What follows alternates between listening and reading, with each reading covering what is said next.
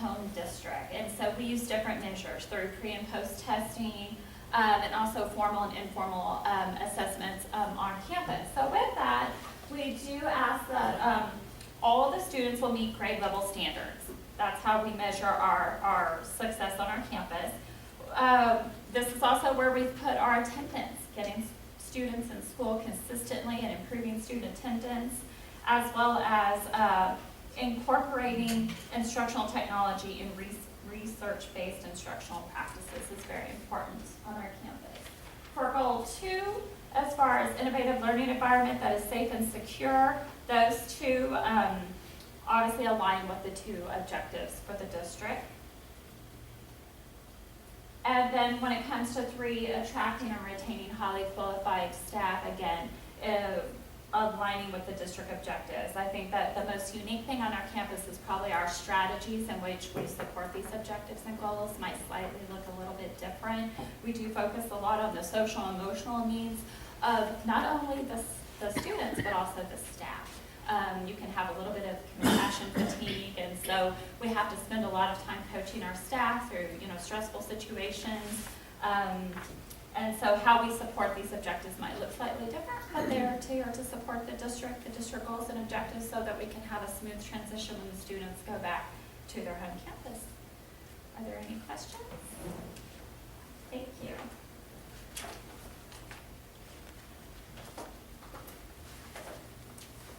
Are there any questions over any of the particular plans? The goals and objectives do need to be approved, so administration, if there are no further questions, administration recommends the board approve the campus goals and objectives as outlined in the 2018-19 campus improvement plans and presented by campus administration. I move to accept administration's recommendation. Motion was made by Ms. Smith and seconded by Mr. Mew to accept administration's recommendation. All those in favor? 4, motion carries. Thank you. Ms. Mew. Item number 8 is to consider approval of a TEA waiver for modified schedule during testing. Ms. Akers. Thank you. As the district testing coordinator, I would like for the board to consider approval of a modified schedule for state assessment testing days from TEA. The state allows districts to file a waiver to modify the schedule of classes on state assessment testing days during the current school year to reduce interruptions during testing periods. Due to the circumstances at FHS and available space for testing, we need to modify our schedule and allow students that are not testing to come in late on certain testing days. It takes many staff members to administer state assessments due to the number of small groups that are tested. Allowing some students to come in late would free up space and staff. This will allow us to utilize the classrooms that are available and provide a comfortable testing environment in order to maximize student outcomes. Are there any questions? Administration recommends the board approve the TEA waiver to modify the schedule for assessment testing days.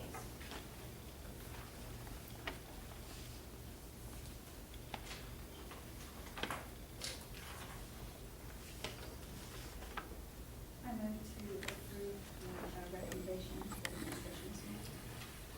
I'll second that. Second by Mrs. Smith.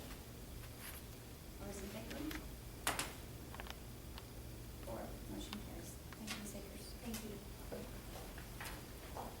Item number 9 is to consider approval of the School Health Advisory Council membership. Ms. Lane. That in the past year, 2017-2018 school year, was involved in the staff wellness program and in the wellness event and 5K organization.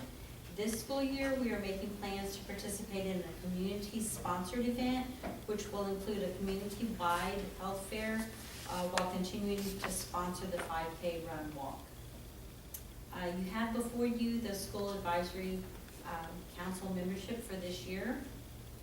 This list has grown even more since last year as we have continued to reach out into the community for members to be involved in the school health process.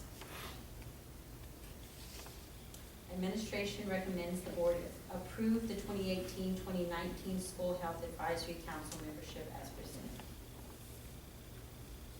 Madam Vice President, I move to accept the administration's recommendation. Second.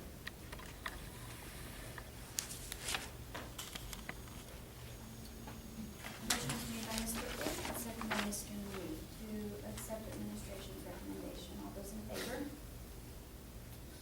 4-0, motion carries. Thank you.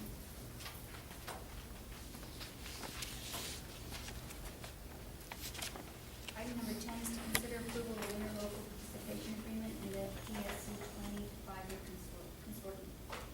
Mr. Bonsick. Good evening, board members and Dr. Bates. So we've been working with Region 20 and its member districts for about a year now to organize a consortium to take advantage of a funding opportunity that we probably won't see again. We're going to fully fund a fiber build-out for all the member districts that want to participate in Region 20. We'll do this by taking advantage of some E-rate discounts, and the state of Texas has a fund match that will bring us up to 100% of the initial build cost. So together, we will share service via fiber optics with all the member districts. So some of the immediate benefits we're going to see as a district would be, number one, new interconnectivity between those districts and the service center. That would be something that allow us to share new services between each other.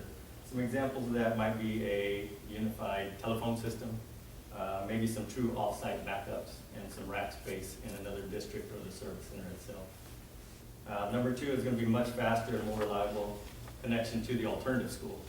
Right now, we're operating in that connection via a wireless connection, so we run into some problems with flooding of the wireless spectrum and things like that. It's a slower speed, so that connection speed itself will be brought up 15 times faster than it currently is. And then the last thing would be the internet speed being much faster and cheaper as well, because as a group, we would bid out together for our internet service and see a much deeper discount on that bandwidth. Initially, we bring it up at a 10 gig speed, which is the minimum commitment that they offer. That's about 10 times faster than our existing connection right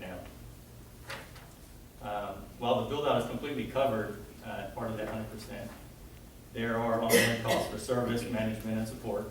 So you'll see before you the contract, which has a 4-year minimum, and it looks like we're at $2,400 a month for the first 4 years of that commitment period.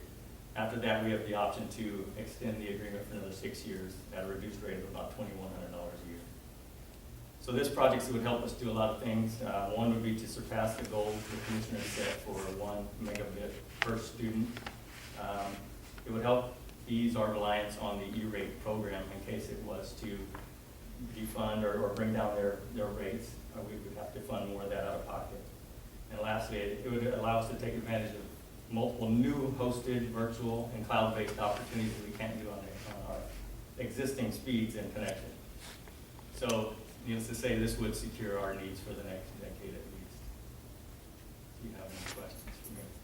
Do you know if any of the other districts are identified? So at the time of our last meeting, I think out of the 54 districts in the area, there was 51 taking it to their boards. Some of the smaller districts can't really afford that minimum commitment speed, so they were the ones that were going to have the harder time selling it to the board. No questions, Mr. Bonsick? Administration recommends the board approve the interlocal participation agreement in the ESC 25 consortium. Madam Vice President, I move to accept the administration's recommendation. And I'll second that. Mr. Muse made a motion, second by Ms. Smith, to accept the administration's recommendation. All those in favor? 4, motion carries. Item number 11 is to consider approval of certification of unopposed candidates for the FISD Board of Trustees single member districts 1 and 7. And cancellation of the November 6, 2018 trustee election for single member districts 1 and 7. Mr. Atkins. Madam President, Board, the district only received one application for each place on the ballot for single-member districts 1 and 7 for the upcoming November 6th, 2018 election. Since we only received one application, we can move forward to cancel those elections. And so there's a process that we do that. We prepared a certification of unopposed status this evening for the candidates that submitted for a place on the ballot. And the board will need to accept the certifications through approval of the attached order canceling the elections for November 6, 2018 for single-member districts 1 and 7. We will then place that order on the door of each ballot location during early voting and on election day, and then the candidate would be sworn in at the November meeting when we canvass the votes. The election for single-member District 4 would move forward since we did have 4 applications for place on the ballot for that. Any questions? Now, the administration recommends the board approve the order canceling the November 6, 2018 election for single-member districts 1 and 7 and accept the certifications of unopposed status for Mr. Bill Muth, District 1, and Mr. Heath Orr, District 7. I move to accept administration's recommendation. And I'll second that. Second by Mrs. Smith. All in favor? 4, motion carries. Mr. Atkins, you also have item number 12, consider approval of contract with Baptist Children Family Services for the 2018-19 Head Start program. This is pretty much an extension of the contract and the partnership that we have had with Baptist Children Family Services for the last 3 years to host Head Start classes in our elementaries. And we are asking that we continue with this contract. It provides 2 Head Start classes at our Floresville North Elementary and 3 at our Floresville South, serving approximately 94 students. They serve students ages 3 and 4, and they pay for 50% of the cost of the salary of the teacher and 100% of the cost of the salary for the aide in those classrooms. And then they also provide additional family services with their family service specialist, and they bring in some health screening and those kind of things.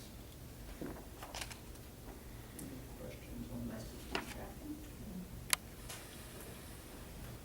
Administration recommends the board approve the contract with Baptist Children Family Services for the 2018-2019 Head Start program. I move to accept administration's recommendation.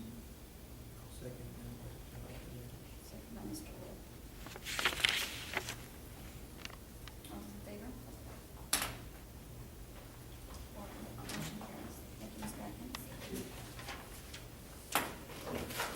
Time now is 7:54, and the board will go into executive session pursuant to section 551071 personnel, 551072 Texas Government Code, and 551076 and section 551089 of the Texas Government Code.